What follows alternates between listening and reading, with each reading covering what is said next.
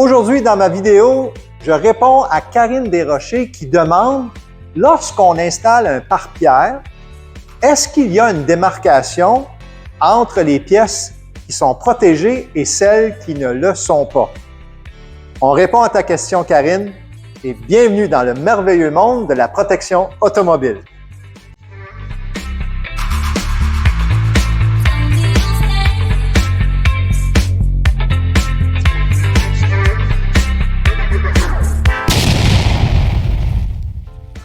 Ce à quoi Karine fait référence, c'est lorsqu'on installe un pare-pierre de façon partielle, forcément, il y a des parties du véhicule qui ne seront pas protégées.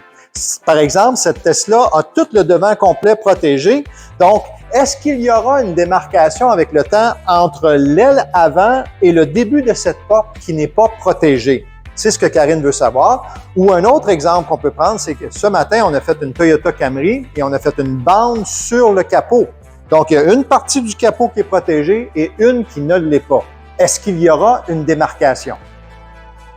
Forcément, une pièce qui est protégée avec du pare-pierre et une qui ne l'est pas ne vont pas se dégrader au même rythme. Alors, c'est sûr qu'il y aura éventuellement une démarcation entre les deux. Toutefois, des solutions simples existent pour éviter d'accentuer cette dégradation ou cette démarcation possible. Première solution, après avoir bien entretenu votre voiture avec des lavages fréquents, appliquez une cire de qualité. Une bonne cire de qualité va aider la peinture non protégée de se dégrader et être attaquée par les rayons UV, ce qui va aider à diminuer la démarcation entre les deux pièces. La deuxième solution consiste à appliquer un traitement nanocéramique.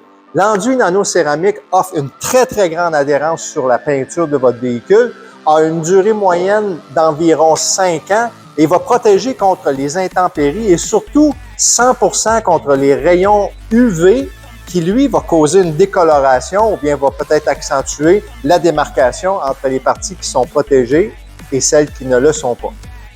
Voici maintenant un exemple précis d'un véhicule qui n'a pas suivi ces recommandations-là d'entretien dont nous venons de parler.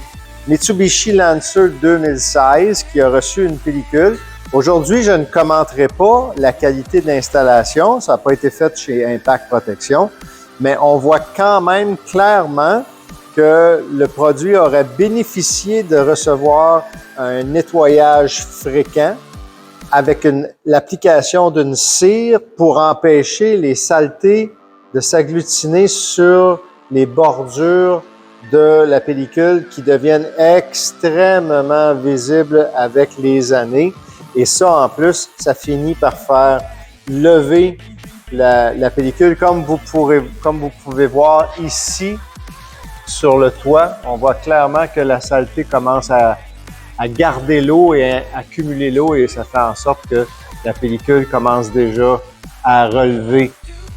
Donc, le constat de ça, c'est que si le propriétaire avait eu l'occasion de nettoyer fréquemment sa voiture et d'y installer une cire de bonne qualité après chaque nettoyage, on aurait évité ce genre de problème-là. Maintenant, si vous me suivez de l'autre côté, on peut quand même, dans certains cas, niveler un peu ou arranger les dommages en faisant un bon nettoyage. On voit que notre technicien ici est allé nettoyer un peu pour montrer que finalement, lorsque l'entretien est fait, bien, on peut réussir à avoir quand même des bons résultats. En terminant, si vous avez des questions comme Karine, n'hésitez pas à nous les faire part sur notre site YouTube, notre chaîne interactive ou bien sur notre page Facebook.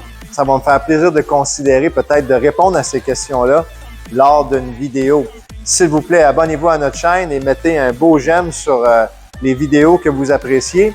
Et d'ici là, bien, n'oubliez pas que chez Impact Protection, notre objectif, c'est de bien vous informer et surtout de protéger votre investissement.